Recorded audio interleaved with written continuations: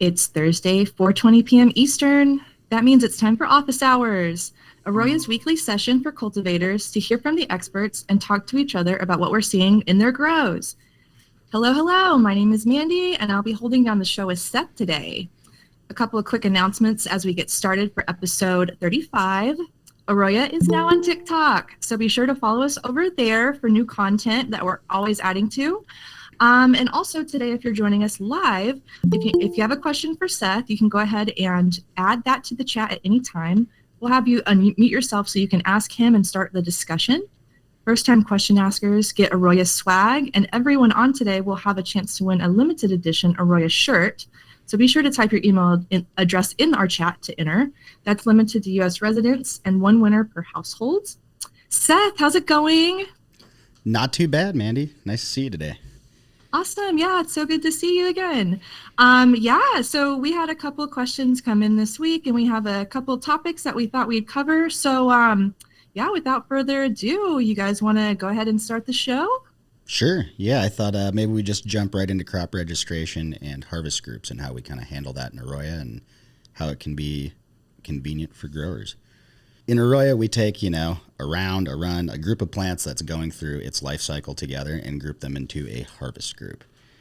And what that allows us to do is go back and look at all of the data that we've collected for that harvest group, both current and historical. So that'll bring it to one spot where I can go back and actually view the entire run all at once, is in terms of data at least.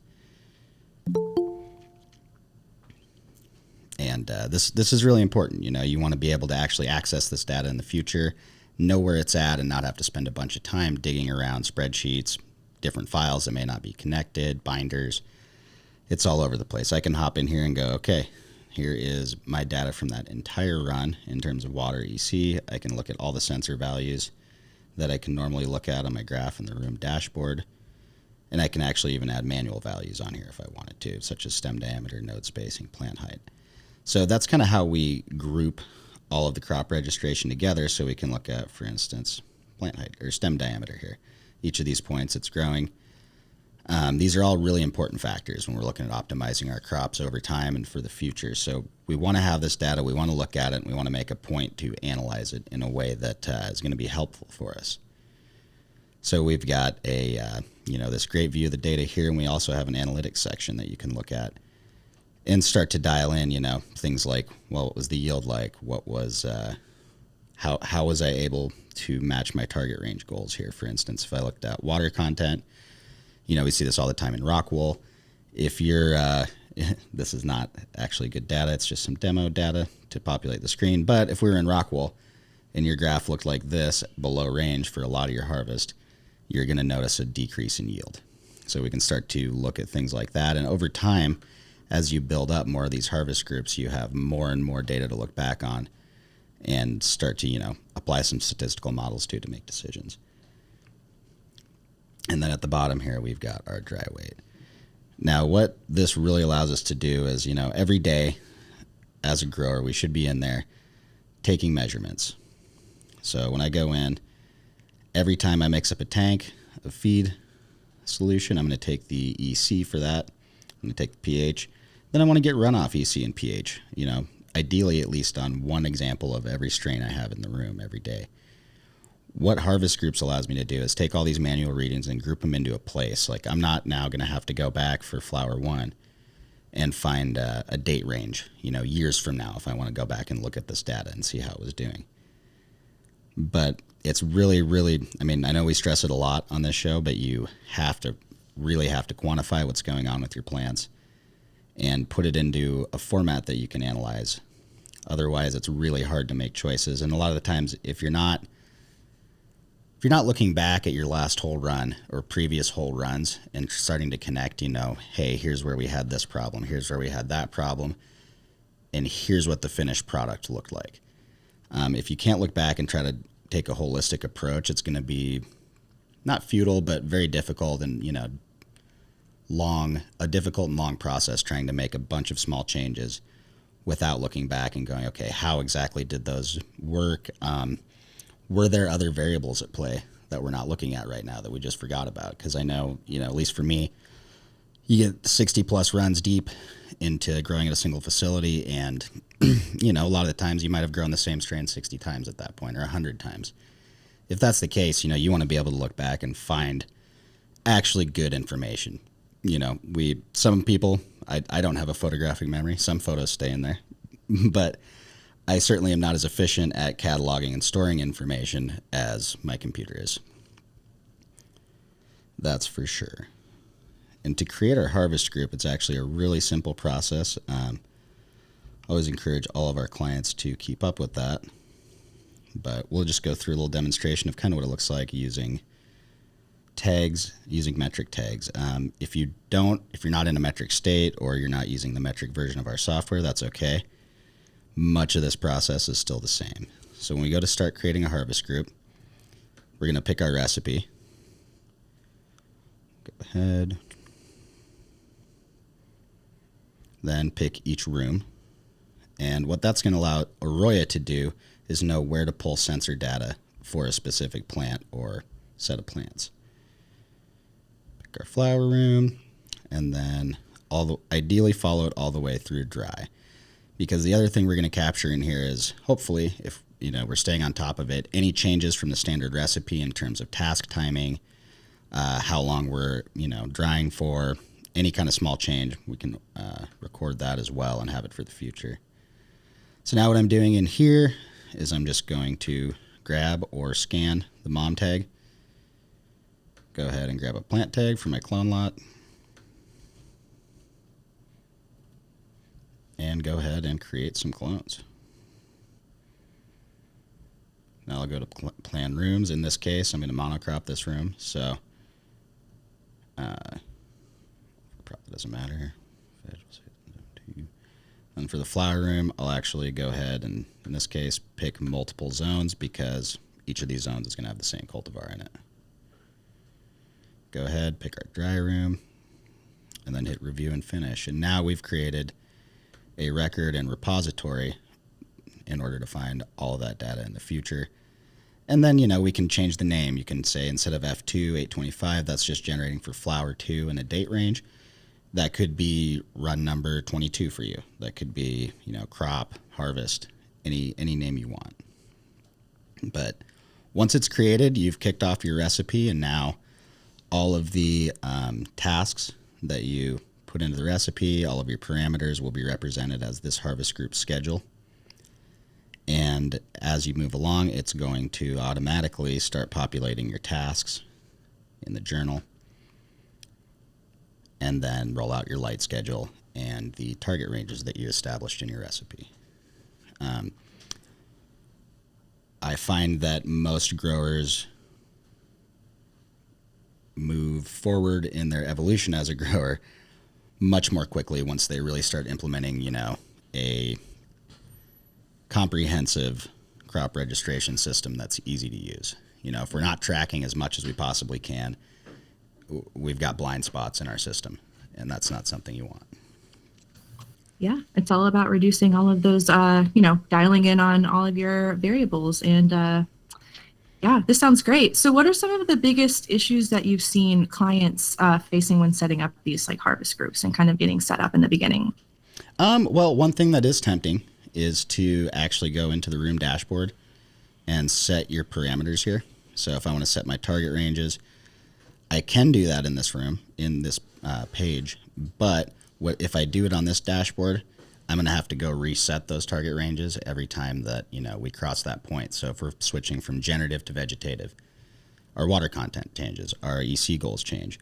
I would have to go in and manually do this. When I set up this recipe, which is our, we have some pre-built ones, but obviously we encourage you to fill it out and really build out what your own recipe looks like. And what it is just a workflow. It's a calendar that you can apply to any harvest group you want.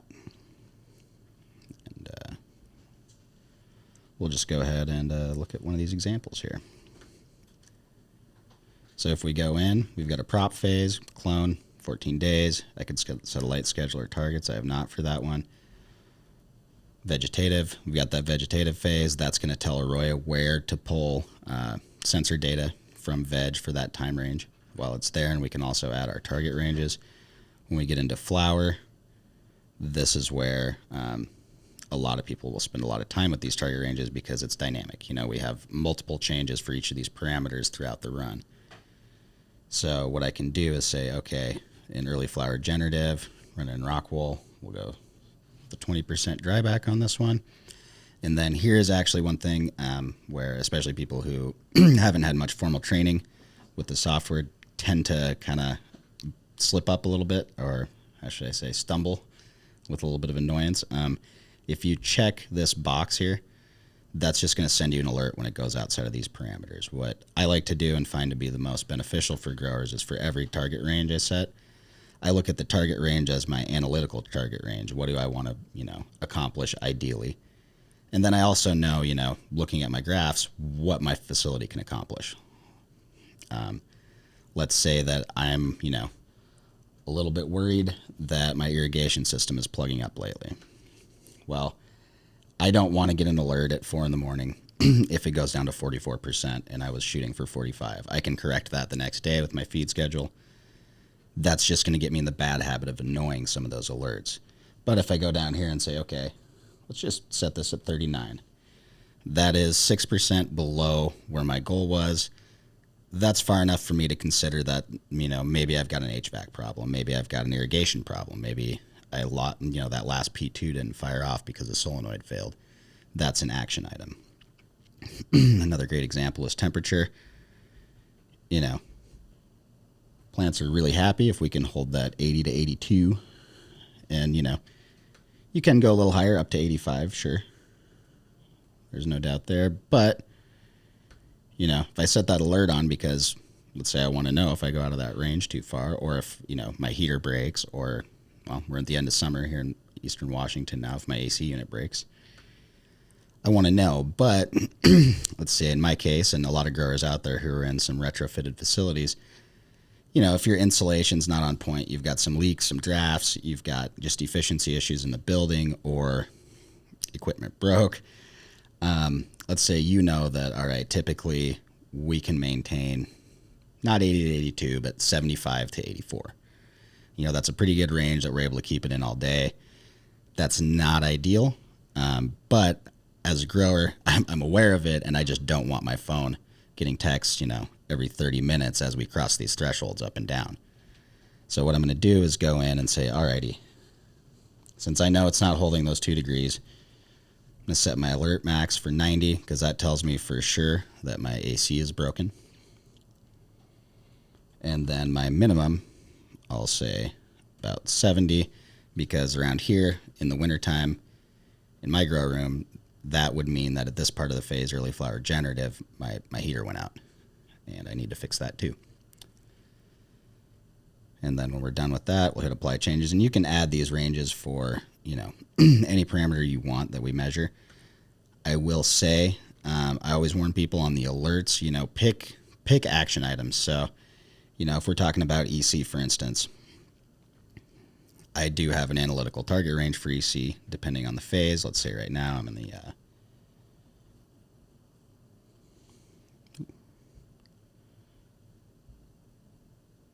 reload there. Let's just say we're going to be in, let's set a pretty wide range. I'm not going to set up an alert for EC. I'm going to watch that every day, but because I know that if I over dry 2% compared to where I did yesterday, I could get a pretty big response in terms of EC on the graph. And I know that one slight over drying is maybe not going to hurt the plant terribly, but again, I don't want to set it up so I'm getting so many alerts that I just start to ignore it. Yeah, I could definitely see that. But it's really giving you that visibility that you've been needing as a grower. Oh, yeah. And then the control with everything too. So. Mm-hmm. And it's just, there's a whole host of tools in here. And I definitely find for especially some of the smaller and mid-sized growers that have a limited staff and, everyone knows there's only 24 hours in a day and you got to sleep sometime.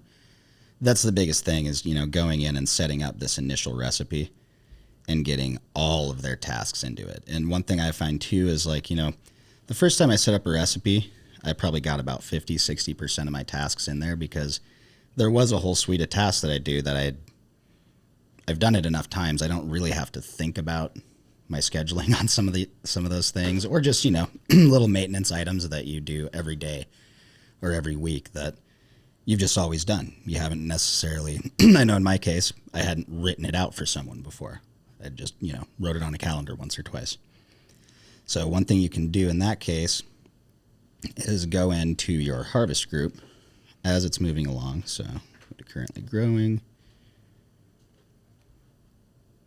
And I can hop into, let's say this, we're almost done with this run here. I can hop in there and go, okay, I actually made some changes on when I flipped from veg to gen on these strains, or when I timed certain tasks. I can go into this schedule, record those changes by changing the schedule, and save it.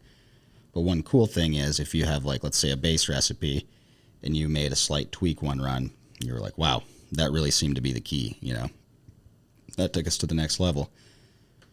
I can go ahead and save this schedule as a recipe. I don't have to go in and rebuild a schedule, because let's say you've got, by the time you've got all of your targets and alerts in there, your light schedule, and let's say, every single task you had to do for a whole run, you're going to have quite a bit of time in here as far as putting in tasks and alerts. So you don't want to have to recreate that every single time. You just want to be able to copy and modify it, and that's what you can do here. This is awesome. Cool. Yeah. Do you have any questions about it, Mandy? I mean, we can kind of get a little deeper into it. That's a really good overview, though, of just the harvest groups are a place to compile your data, bring everything together, and view it in the future. And that includes your yields too. After you are in your harvest, after you have your harvest groups going, if you are in the non-metric version of AROYA, you will have a yields tab right here. In the metric integrated version, we have inventory.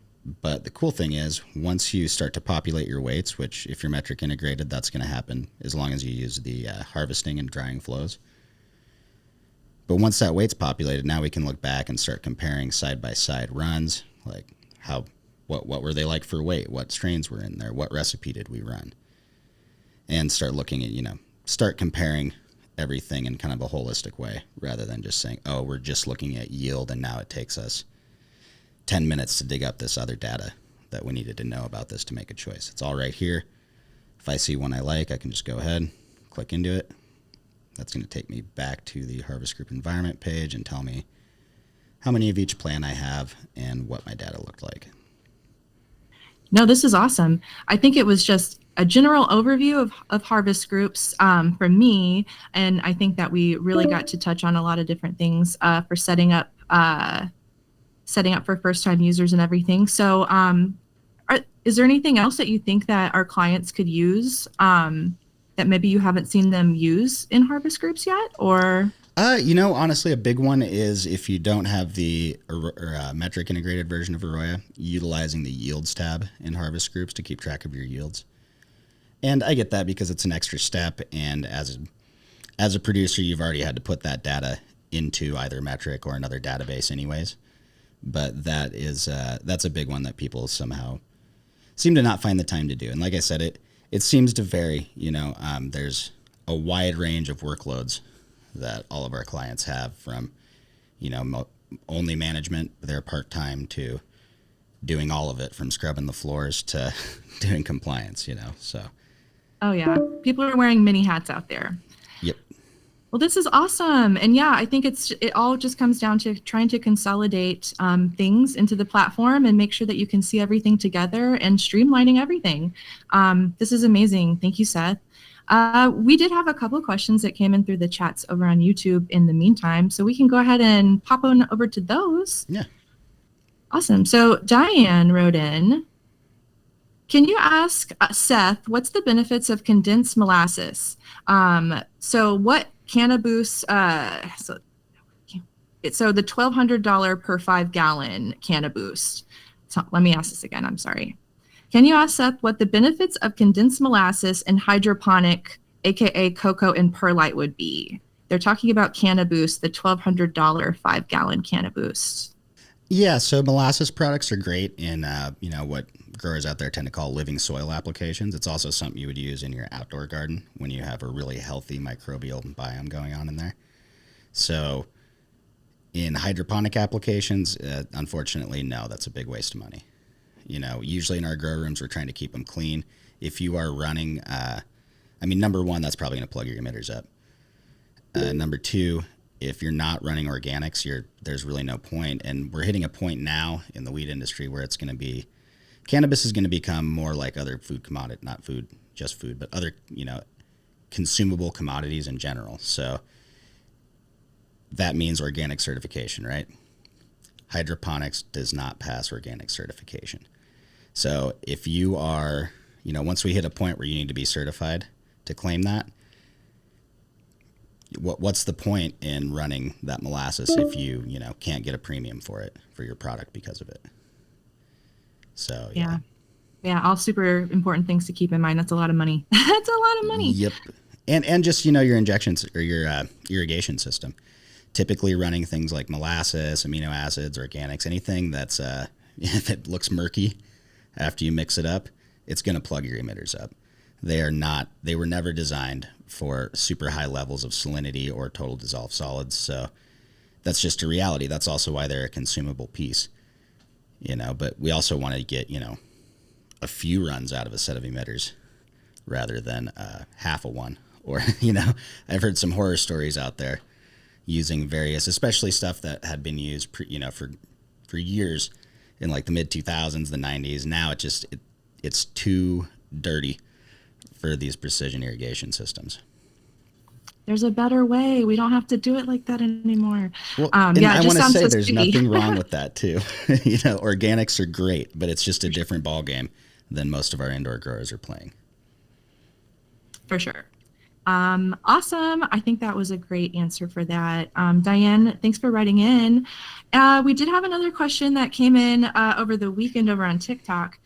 Seth, do you have any just like tips offhand for pest management, something that people could do today to deal with spider mites? Just quick tips. It might not be the exact solution people need, but what have you seen people use out in the fields? Oh, everything from hydrogen peroxide to alcohol to Azamax, Botanigard. Again, we can go down the list of pesticides. If you've got spider mites, it depends. Are we talking one? Usually, my solution is going to be to trash the room. And depending on how bad they are, right? Do we have a small infestation? Is it to the point where we think it's going to ruin the crop? So one thing you can do today. Try the H2O2 spray, try the alcohol spray if you don't have access. If you're in early flower, those first 2 to 3 weeks, you can get away with spraying some different pyrethrins to deal with it, buying some bug bombs. But you've also got to look at, okay, there is a cutoff point when I should not be spraying for a multitude of reasons. I don't want to be spraying, I don't want to fail a pesticides test. So therefore, I'm not going to be using pyrethrins late. I'm not going to use Azamax. And in late flower, one of the best ways to mold your crop out is to get your buds wet. So that's why I don't really care what you're spraying. If you're spraying for powdery mildew, that's not really going to kill it. It'll kill a little bit, then it'll just grow right back after the half-life of that pesticide's gone. So when we're talking about spider mites, what you can do, the best thing you can do if you've got them, clean out your facility, especially if you're small, but just be as clean as possible. Get them out of there, and then look for the holes in your current operations. Like, okay, we just keep dealing with these. I can't seem to get them out of the facility. It's like, okay, well, are they living on your mom's? Find that repository where they survive in between clean downs and try to work on that. Otherwise, yeah, if you've got them, the other thing you can definitely do is dip cuttings in bleach. There's other products too. If you bring them in. Don't bring in plants that have media attached to them into your facility. So if you're bringing in new genetics, do not get do not get teen plants that are already rooted out. Or if you do, be prepared to do a drench, basically a dunk in a drench solution to make sure you're not bringing in bugs. That's the number one source of all those bugs is letting them in. And unfortunately, cannabis is it has all the same pests as pretty much every other product we grow. So they're out there. They're everywhere. Ah, they're so annoying, aren't they? Yeah. Is there like they're definitely available a lot in the summer, but do they ever just end up like going away like in the winter? Are they not around during certain months? Spider mites typically, once you've got them in a facility, you're gonna have to work pretty hard to get them out. But Okay. yeah, Yeah, yeah. depending on your location, like spider mites, green peach aphids is a huge one. Those are just a common agricultural pest everywhere. So like here on the Palouse, we've got if you're growing here, you're going to be either in a greenhouse or a building, but surrounded by wheat fields. If there's not a building or a house on it, which there aren't that many of those, it's planted in wheat. Okay, well, lots of green peach aphids. Same, there's peas, garbanzo beans. So you'd think like, oh, we're out of town, we don't have maybe as many problems to deal with. But every time they spray those big fields outdoors, it doesn't just kill the bugs. A lot of them try to escape. And where do they go? The only island of green food that they can crawl to. Ah, you really just have to tackle the problem when you get them, huh? That's Yep. annoying. Yeah, there's no shortcuts.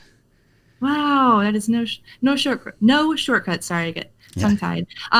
We got some people actually commenting over on YouTube. Clean out your equipment too. That might be from earlier. This is a question you might know what this means, Seth. Mhm. Anything on ORP or you know what that means? Organic. It's not on Anything right. on ORP? Greg, if you can give us any more context on what ORP means, I'll make sure I ask that question. Yeah, I'm sorry. Yeah. I'm No, no. not big on acronyms today. It's been a No, busy no, week. no. There's too many acronyms out there. You guys, Welton, Husky, Bilbo, do you guys have any questions for today's show? It's a little quiet in the chats. Come on, you guys. You guys are going to make me keep talking about pest management. Don't make me do it. Seth, what are some updates that we have? Do we have any updates in the platform or anything that Yeah, so we a few weeks ago dropped our new mobile app. That recently had another update, I believe today or yesterday, and then we are QA testing Open Sprinkler. So that's finally getting close. I am very excited to set it up and have a fancy watering system at home. I have heard so many people asking about that in office hours. So I know everyone's going to be really excited for when that drops. Oh my gosh. Yeah, Welton, I need to see that open sprinkler. I know. I Yeah, cannot I feel wait. the same way. I won't believe it till I see it, but it's coming. It's going to happen. I'm hopeful, and I've seen the unit. I've seen the dashboard. It exists. We just want to make sure that it's when we're talking about irrigation control. That's something you don't want to have fail in any event. So part of what we've done is instead of having a unit that like for instance, your open sprinkler now, once you connect it to AROYA, will not need internet access. You won't need to port forward it. It's going to be talking to your gateway through your local area network, and then your irrigation schedule is actually going to get it pushed from the gateway to the open sprinkler device and stored there. So if there was ever any reason that you lost internet, your plants are still going to get watered. If your gateway goes down but your open sprinkler still has power, your plants are getting watered. So we just want to, really make sure we've got all the holes covered in the software and make sure that it's not going to fail. Oh yeah, but that's super exciting. Oh my gosh. Wow. Awesome. We had another question come in over on YouTube. So Diane wrote in again. What mineral should I what mineral whoa man, sorry. My eyes are really bad right now. Okay, so first question. Can you talk about LST during bulking and stretch? Sorry, another acronym for you. So yeah, no, that one I know very well. Low stress training. It's great for a home grower. If you're doing it on a commercial application, you need to adjust how big your plants are when you flip them, your topping techniques earlier on in veg, and explore why your plants are getting too tall, because it costs a lot of money to pay people to go in there and tuck branches under a screen. Typically during early flower stretch, what I like to do is get my plants in, set my trellis up, usually 2 layers, and then let the plants grow up into that. I want to do as little touching and training as possible, just because there's a labor aspect to it. On the flip side, for my own personal fun, I love low stress training. I use twistums and tie my branches down to the pot. Get weird with it, have fun, especially if you're growing, in an overhead space or a limited overhead space, There are times where it does come into play. If we're double stacked in a room, let's say, and we've got a plant count, so we got to keep those plants low, but we can increase our yields by upping density because we're into a plant count situation. That's where we might start saying, okay, we do want to start trying to train these plants. But everything, has there's positives and negatives, right? Harvest, I guess that's what I'm trying to get to with low stress training. If I've got a plant totally scrogged out, which just means screen of green, you're tucking the branches into a grid, that's really hard to harvest. You hit a point where you're hanging plants and branches and you're just cutting the trellis to get it out of there. And if you've ever, which a lot of our customers have, I'm sure, taken down a harvest where you put like an extra layer or two of trellis on there, suddenly you got a nightmare trying to chop up branches and fish them out of there, and then compound that with being in, let's say, most of my commercial cultivation experience was in Washington. We did not have to do individual plant weights. We could do averages and total strain weights, weight in a bin, right? Majority of people in, metric states are having to weigh plants individually. Think about the mechanics of getting it out of there when you've got it not connected, but woven through so many nets. So not only are you, losing labor money in going out there, bending branches under, you're also losing money because your harvest is going to take 2 to 3 times as long. Yeah. Yeah. Now, when you say it that way, I was like, yeah, it's a lot of work. Awesome. Diane also had a follow-up question too. So nitrogen or calcium, what mineral should I use in stretch, and what do you recommend the ratio be? Sorry, can you repeat that? I looked at the pop-up. Oh, no. So in stretch, which do you recommend that he use, nitrogen or calcium, and what ratio? Ratio of nitrogen to calcium. Generally speaking, I would use calcium nitrate as my nitrogen source during stretch, and then really back off on it. I don't know. Calcium nitrate's wonderful stuff. I guess is the best way to put that. There we go. Short and sweet. Awesome. You guys in the chats. Welton, back to Open Sprinkler. Can we get a demo, sneak peek? I don't know if we can give a demo of that right now. But yeah, Seth covered some of the benefits. Do we have any other ones we can mention? Yeah, I don't have a dashboard I can show right now, but hopefully next week or the week after, Jason and I will be on here demonstrating how to set that up. Exciting. Husky wrote in. Husky, do you want to take yourself off mute and ask Seth? I can definitely ask for you. I can ask for you. So Husky wants to know, how do you guys feel about under canopy lighting? I think there is some benefit to it. That being said, I've never looked into any research into how much of that light actually, helps with photosynthesis. So one thing to think about, plants are highly evolved to take in light from above. So that's where most of our photosynthetic activity is happening. That being said, light still can get through to those chloroplasts from the bottom. It's just not as efficient.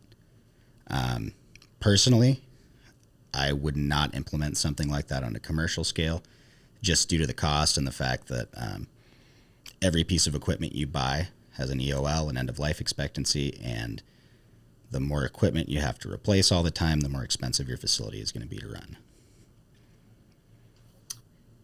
Usually comes down to the bottom line, you guys. Awesome. Bilbo, do you want to go ahead and ask Seth your question? It looks like a discussion.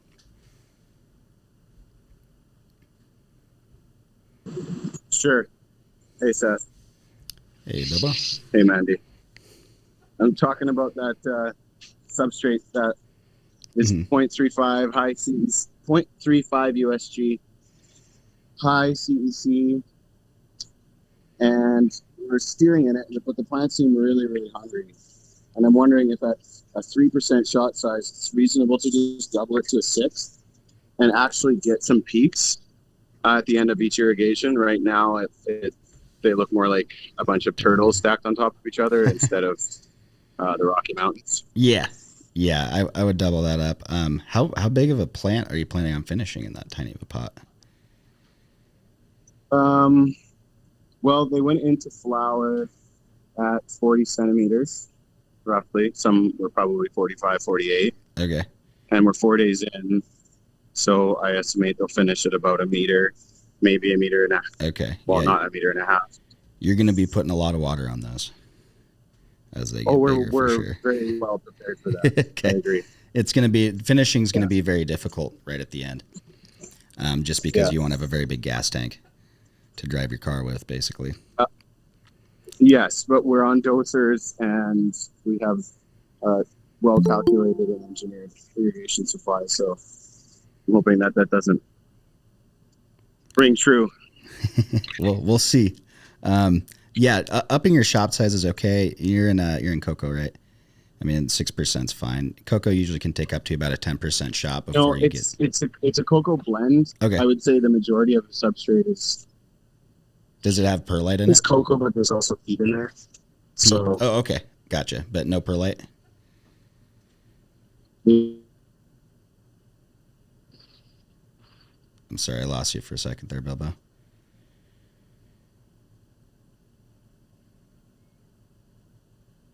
No, it looks like we're losing a connection. Oh no. Well, yeah, the perlite. okay. If it's the perlite, I would watch it to make sure. Like if you go to 6%, just watch to make sure you don't get any runoff before the irrigation's turned off. Does that make sense? So if you're looking at your graph and you're measuring it, if you know that you're able to achieve, let's say, with the perlite in there, 43% volumetric water content for your field capacity, but you're seeing runoff, and when you test it, you're only at 35%. That's a sign that you've got, too much shot going on at once, too much water, too fast. Did you say to monitor the actual irrigation event to ensure that runoff is not occurring while the event is going on? Potentially, yeah. So that's if your runoff occurs really early, like if you see runoff very early in your irrigation event, then you go test it and you're not getting above, like let's say, like I said, if your field capacity is 43 and you're hitting 35 but getting runoff, that means the water's going on too fast. Well, while we're on the topic, runoff in this substrate seems to be a varied answer, and in volume, we do get a quantity of runoff because we calculate it to attribute our success in irrigation. But there's also the instance where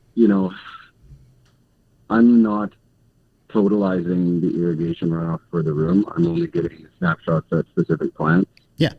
So I know we do achieve runoff, but it's a question of really, is it one of these large runoff events that you would see in something with a low CEC like a Rockwell? So yeah, when we're talking about runoff, I guess, really there's not a hard fast rule about percentages to run.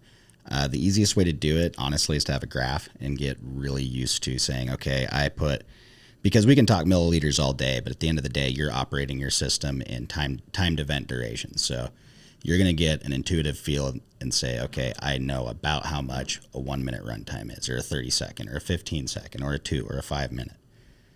And that's how you're going to be dialing this.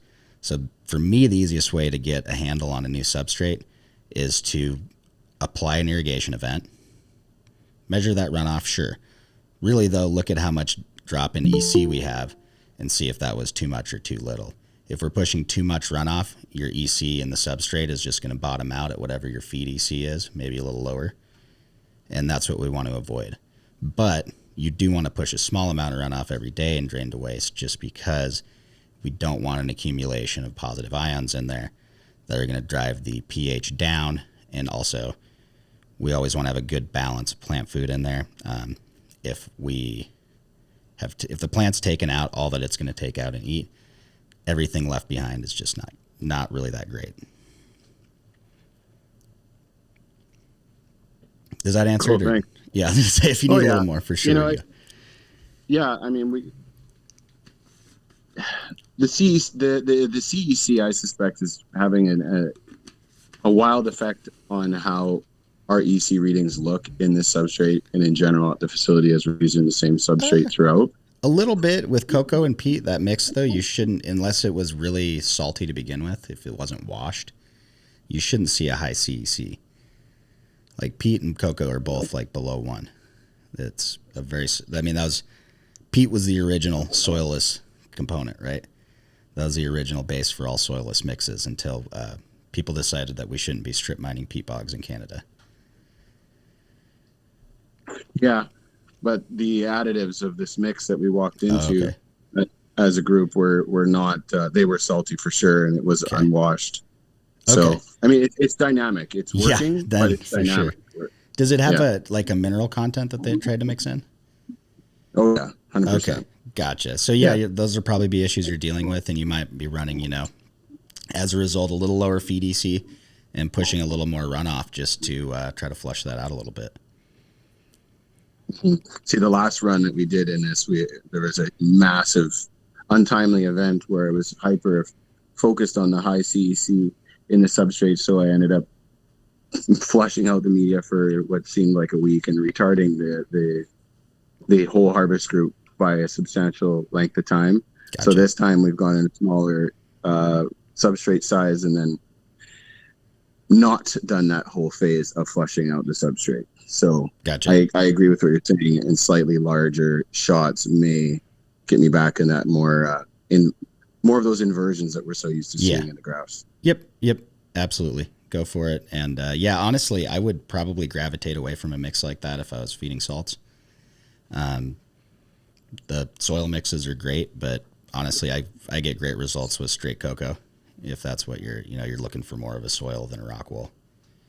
So as a economizer by nature, our facility has a deluge of it. So we'll basically be using it for the foreseeable future until it's gone.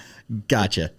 No, I know that. I know a lot of people who have bought several shipping containers of Hugos and then found that, like, well, what the hell do we do with these things? Are we going to buy slabs? Are we going to, So I feel you.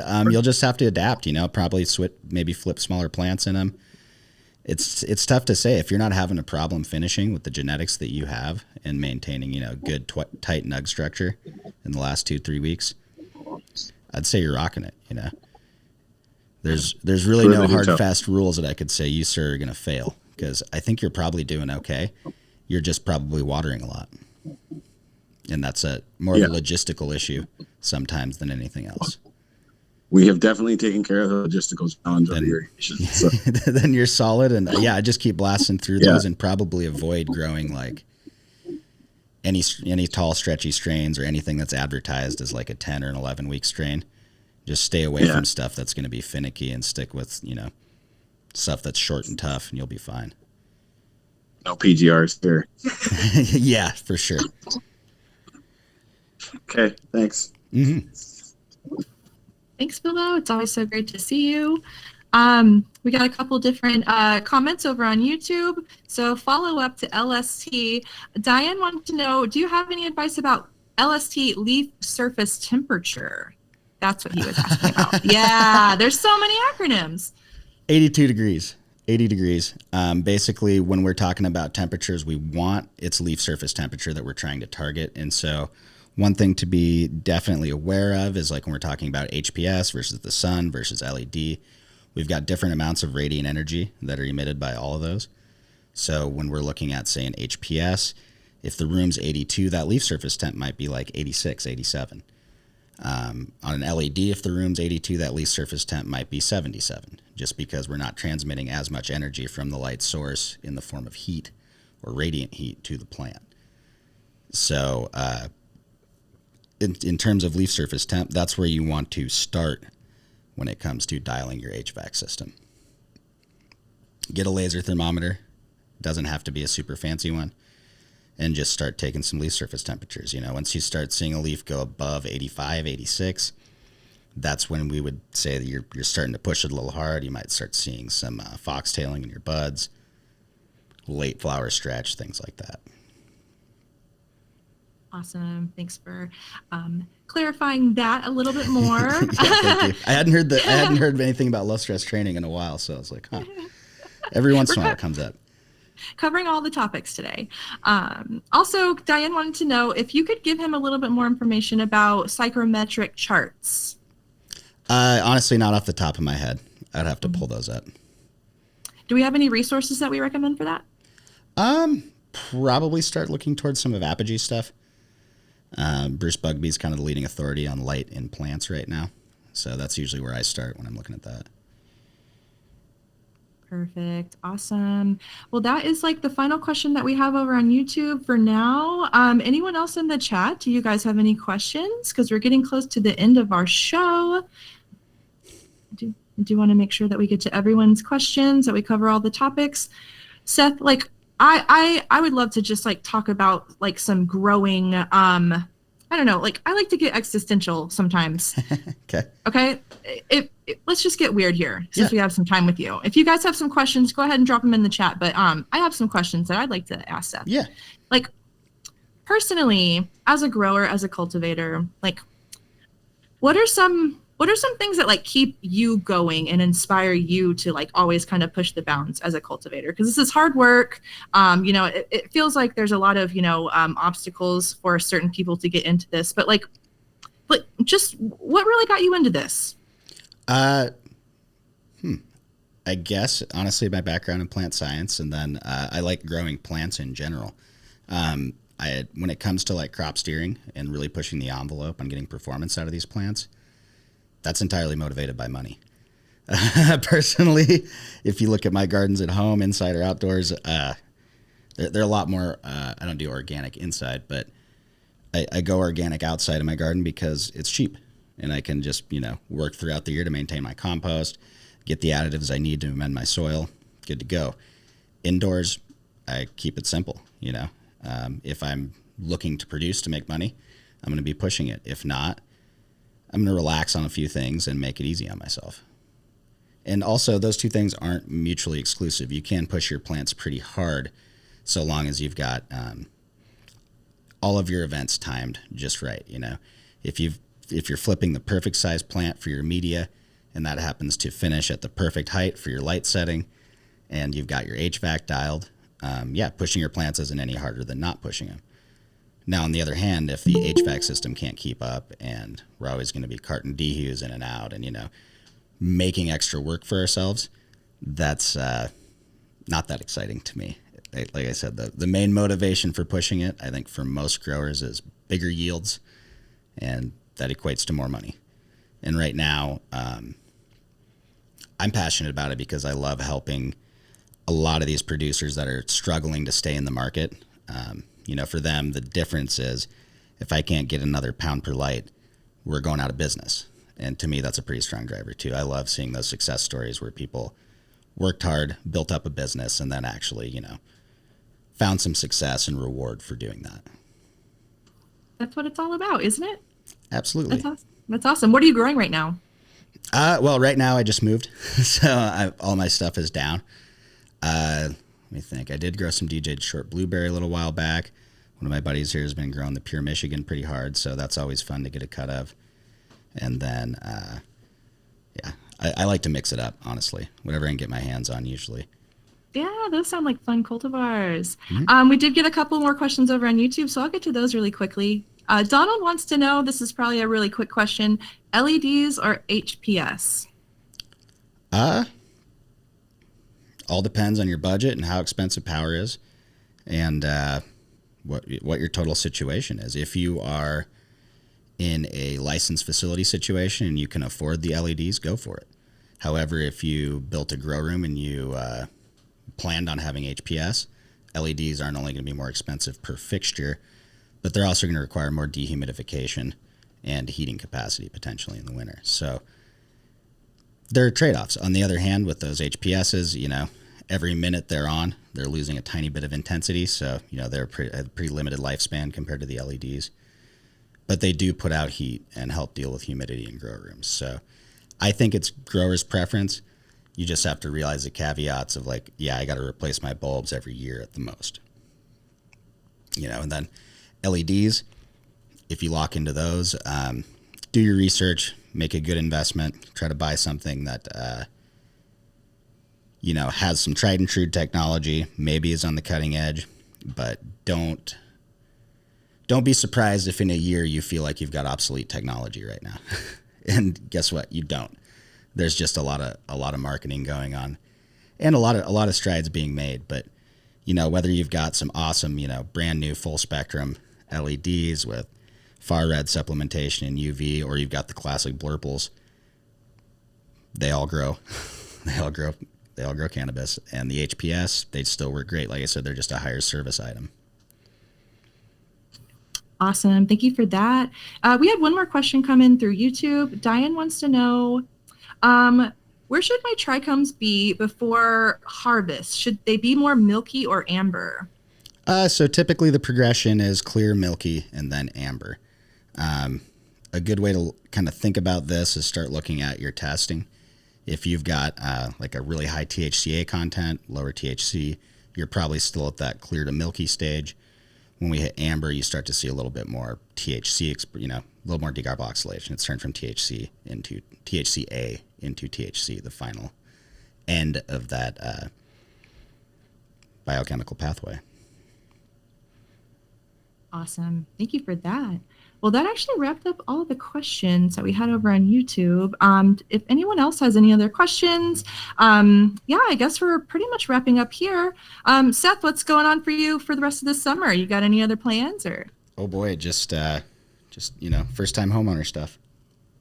Oh, fun. Congratulations. Thank you. Yeah. Other than that, no, nothing too crazy.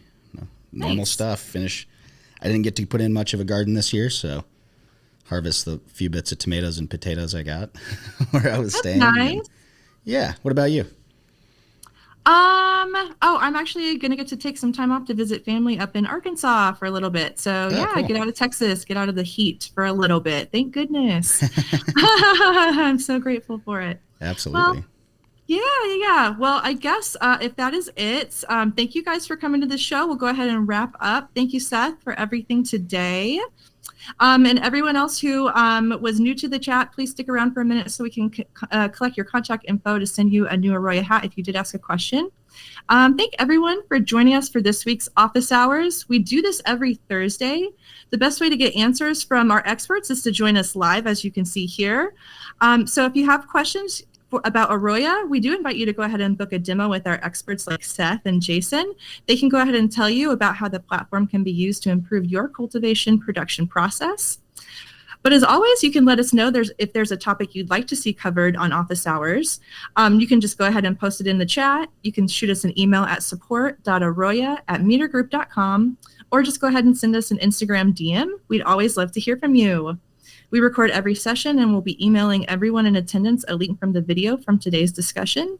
It'll also be over on our YouTube channel, so like and subscribe while you're over there. And if you do find these conversations helpful, please feel free to share with your network and spread the word. We'll see you guys next time. Thanks so much, you guys.